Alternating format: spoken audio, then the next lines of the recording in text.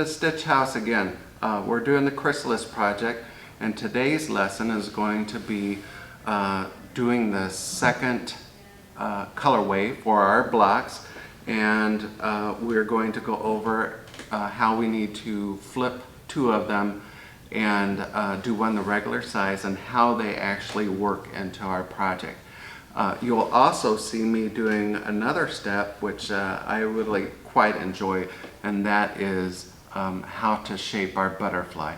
And I use one of the tools that we actually sell here, but I show you how to get a nice and shaped butterfly, nice curved wings, and then how to keep it stable so it will be the exact same shape.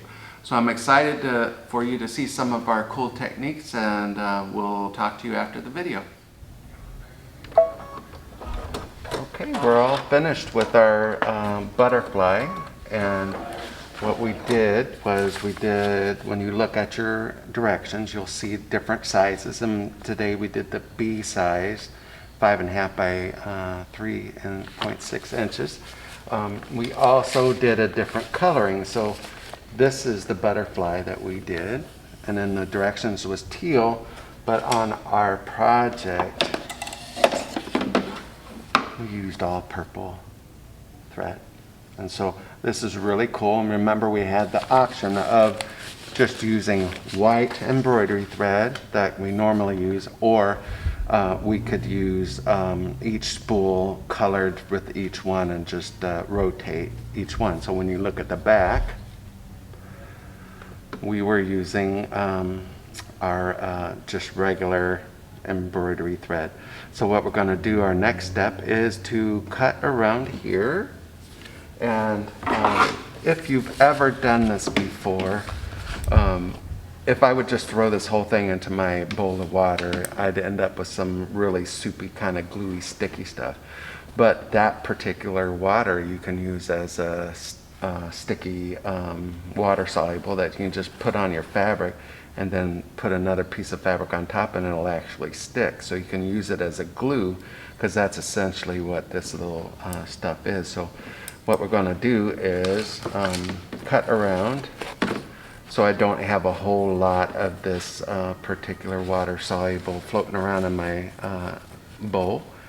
And then we are going to go over to a bowl of water, and we're going to get rid of some of our water soluble material here, and we'll shape our butterfly. So I'll see you over there. Alright, so we're here at our bowl of water, and what we're going to do is we're going to take our little butterfly. So this is water soluble, remember, and so when we drop that in, you will see, if I just held it like this, you would see that this will start to dissolve. So what I will do now is I'll put it all the way under here, and I'll just gently rub the sides, and sometimes I'll just leave it in there for a minute, but you can see quickly now how this is coming off. And the other thing is that this little part, remember, you can put this into a little baby food jar with some water, and this becomes like a glue. And so I can use that to put pieces of fabric together and just kind of lay them in there. And you can do cool little things like that. But it is usable other than just for what we're doing here.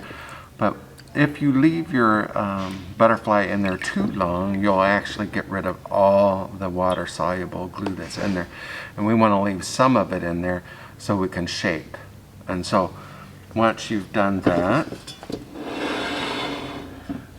I'm going to pull in some batting here. So I have this, and I'm just going to lay this in and kind of smush some of the dampness out. I'm going to leave that in there, and I'm going to tell you a couple cool things. So I can actually feel this. It's still kind of, I don't want to say slimy, but you can feel the water soluble still kind of in there. And I'm going to take my cool little by Annie stiletto, and I'm just going to put my finger over it like this, and I can round my little wings, and I can shape those the way that I would like it to dry. And then once I've done that, then I will just leave it like that.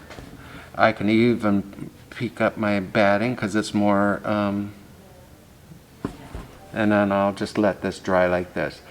And then after it's dry, we'll be able to see the difference in the flexibility.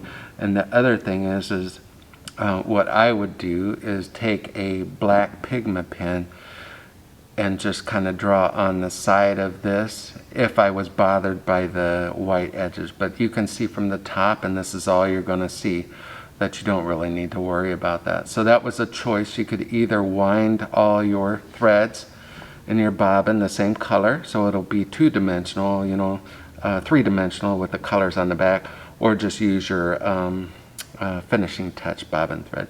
But we're good for this part right now, and we'll just let him dry and we'll move on to some more fun stuff. So we're going to work now on our 4 colors for our second colorway. We're using the gold maroon, more of the K fabric, which I really like this one, and it kind of goes with all of the fabrics we're using. And then we have the neutral here, unbleached muslin.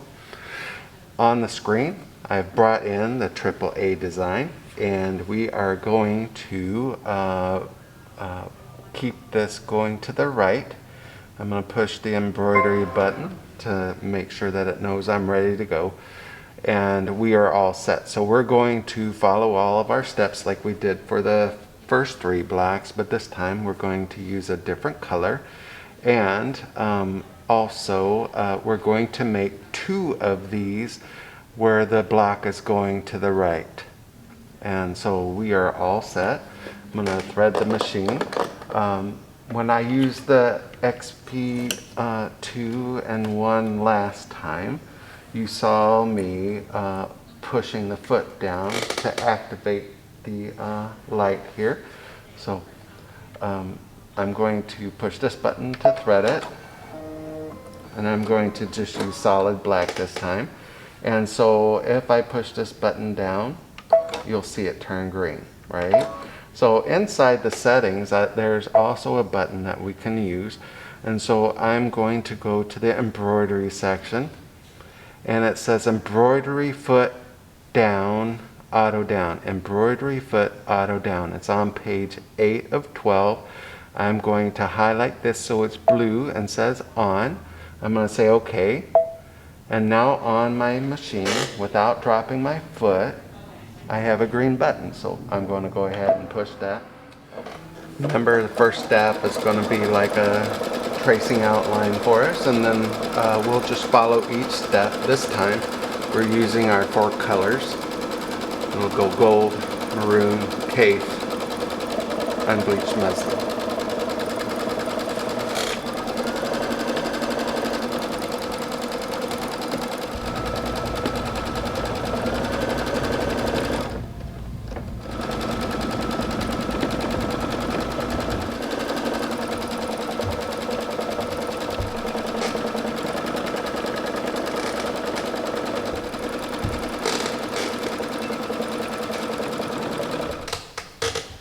On this one, we need to make sure that we have enough of this white over that so we don't see through and have that black shadowing.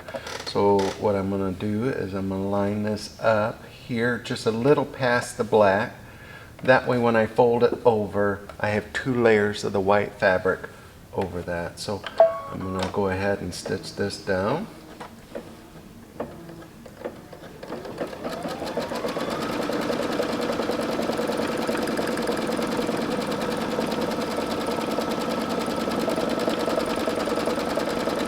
Then we will fold over and see how it works.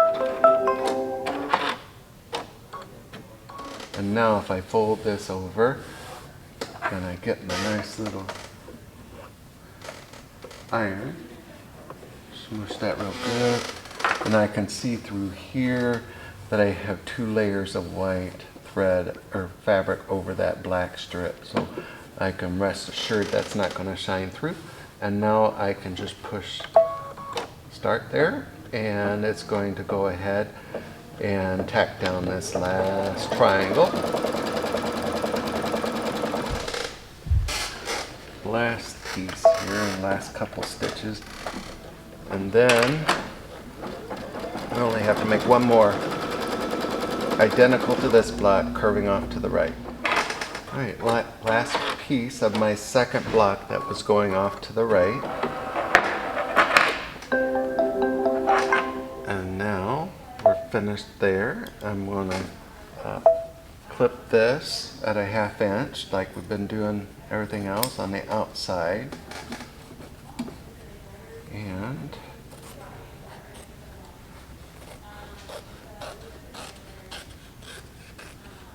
okay.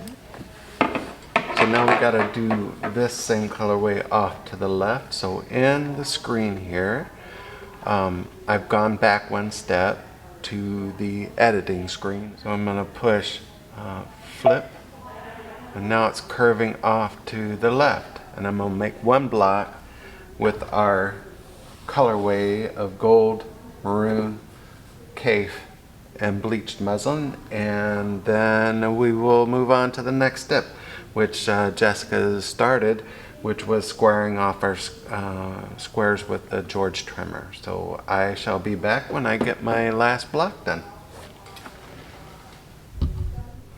You have to admit that using this trimmer, not only can you get your fabric up and clip out all your extra material underneath there, by flipping it you then have a nice 1/2 inch, 1/4 inch, 1 inch, and these blocks do look much nicer once we've trimmed them up and it's ready to be pieced and quilted. But I wanted to say two things. One, this 60mm handy quilter ruler that's just come out, this is amazing. I actually like to use the bigger ones. And then on the George trimmer, you have a couple options. So not only can you trim and use it as a ruler, a 12.5 inch ruler, there's a little line here that says sashing. So if you wanted to do a 1 inch sashing, it's already giving you a 1/2 inch on each side, so 1.5 inch strip. I can come to the edge of my material, line it up right there, and just boop, and then you're good to go. That works really well when you're doing the blocks that are quilted and you're doing the sashing with a little piece of batting to join your blocks, the quilt and the hoop method. And then over here there's one that says binding. So normally you know, you may use 2.5 inch binding. So if I pull this back to that dotted line, there's your 2.5 inches. And so you could use this for that cutting of your binding. But the other cool thing is that right here is a 45 inch angle. So once you sew the binding on, you can then swing this out and cut this at a 45-degree angle. So this side will be in the right angle. And then you just move this down a 1/2 inch, and then you can clip your other side, and then when you sew it together, it's a perfect miter. This and the binder tool are two things that I use the most as far as rulers when I'm doing the Need a Good projects. So if you want more information, you know, feel free to come into the store and we can demonstrate it for you.